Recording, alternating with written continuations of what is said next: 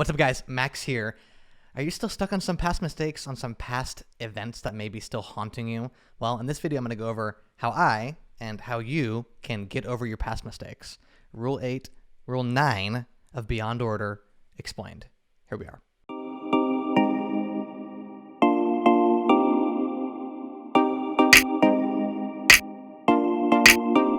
Rule 9. If old memories still upset you, write them down carefully and completely.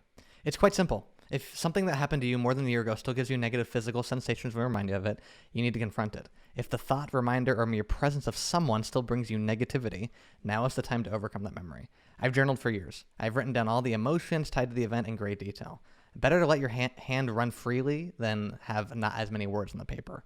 And it's not a brainstorming session where you have to omit anything. It's word vomit, I guess, is the best way to put it. It's best to put everything on the table so you really recollect it if it still gives you visceral emotions. Because that's something you want to avoid. I mean, it sucks being slave to those visceral emotions of something else or someone else that has control over that. And so writing that down really helps because then you can recount it and learn from the mistake that you may have made and the mistakes they have made and continue moving forward. We face a multitude of prospects of manifold realities, each almost tangible, and by choosing one pathway rather than another, reduce that multitude to the singular actuality of reality. In doing so, we bring the world from becoming into being. Living without that baggage of past memories is very freeing. Choose the path that coincides with functionality and who you want to be is far more desirable than sticking in the mud of who you are right now. And it's overwhelming because there's so many prospects, so many options in front of you. That's why you need to really figure out who you are, what your skill set is, and figure out those 3 or 4 doors that you may have success in, that you probably would have success in, not the 5 dozen doors that you may or may not have success with. Figure out what those 3 or 4 doors are. I love that. In doing so, we bring the world from becoming into being. That's the transcendent in you. That's the atom, the first atom, the second atom, the image of God that you are made in. That you can take that becoming, that possibility, that small thing, and create it into something larger and real and reality, that being. That is super exciting because you have the option to do that. You just have to choose it and go for it and make it happen. Actions based upon the desire to take responsibility, to make things better, to avoid temptation and face what we would rather avoid, to act voluntarily, courageously, and truthfully. These make what comes into being much better in all ways for ourselves and for others. That what arises as a consequence of avoidance, resentment, the search for revenge, or the desire for mayhem. And I want to break down each of these one by one because they're all 3 really important. First one, voluntarily. The only way you can create success is by confronting everything by choice. No child developed a liking for broccoli because his parent made him eat it.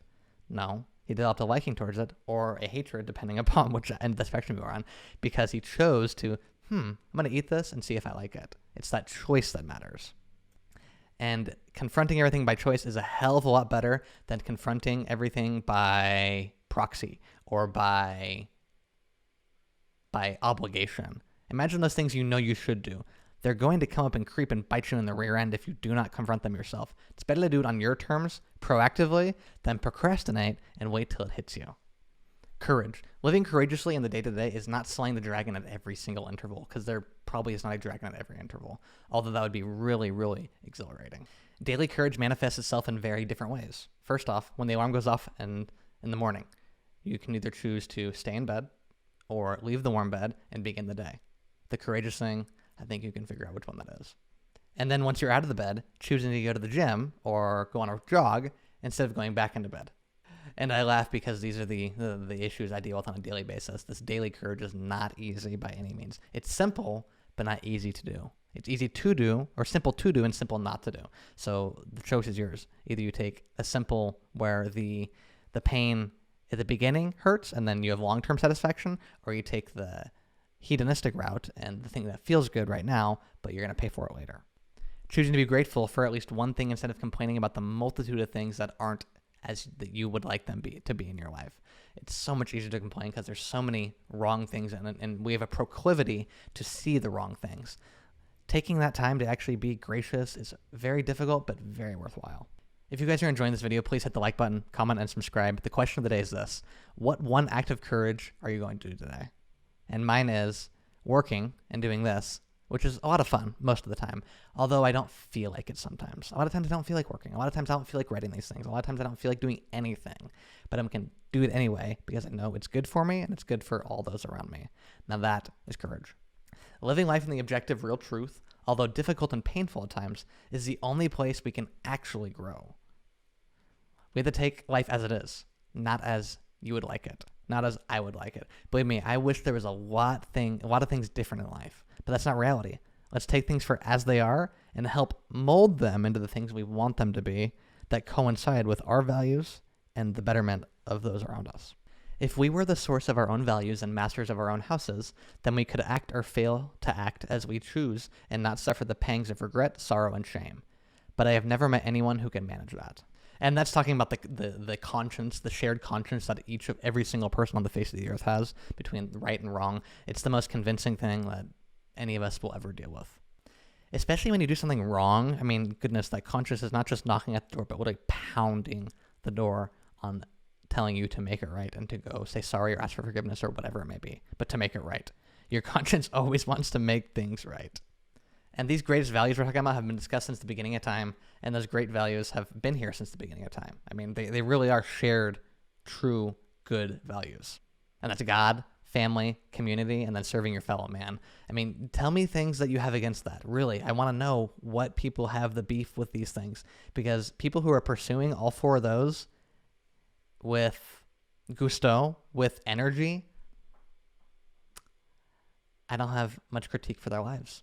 And I don't think anyone really does. Any true critique. And give me a better way to live your life than the 10 Commandments. Truly. Tell me which one you don't like. I implore you. I'm ready. And this whole thing of everything before 2000 needs to be thrown out. All this revisionist history. All these slinging of mud to the other side. There are some things we should conserve, and I think we should get behind these. A lot of these things are so common sense, and I think those 10 Commandments that Moses brought are some of those things to conserve forever. Not to claim that the courage necessary to confront the full horrors of life is easy to muster, but the alternative is worse. It is our destiny to transform chaos into order. If the past has not been ordered, the chaos it still constitutes haunts us. We got to take the past head on. You got to take the past head on. Think selfishly. Do you want something from your past always being a part of your present and then your future? I don't. Think selfishly. The only way you can become everything you want and everything I want to be, everything I want to become, is to set the past in order. You can't leave that chaos, although it seems like it's behind you. Look at the rearview mirror. It's chasing you. No matter how far or how much you try to run or drive away, it's still after you. You must take that chaos, put it into order, create something functional with it, and then move forward. You got to conquer the past memories. There's no other way. I wish there were. It's painful, but that pain is worthwhile. It is necessary to understand the negative well enough so that it can be circumvented as we move into the future, if we do not wish to remain tormented by the past. True learning is not making the same mistake twice. I mean, isn't that a fact? If you really learn from something, you realize how to avoid it or conquer it, whatever the situation needs to be conquered, but to conquer it. It's not to fall in the same trap every single time and commit the same sin, miss the mark over and over and over again. That's not really learning. But the real learners and the geniuses do this. They read books and learn from other people's accounts the mistakes they made, and they don't fall into the traps that those other people have fallen into.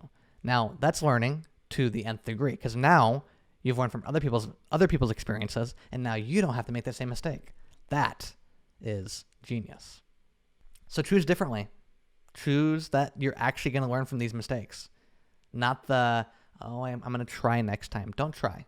Don't try. Do or do not. Learn or don't learn. And I implore you to learn. Well, that's how to get over your past mistakes. That's how I've gotten over pretty much all the important ones. I'm a work in progress. I'm still working through other mistakes and past hurts, but that's how you get over them. I hope you guys enjoyed. Make sure to like, subscribe, and comment, and I will catch you guys on Rule 10.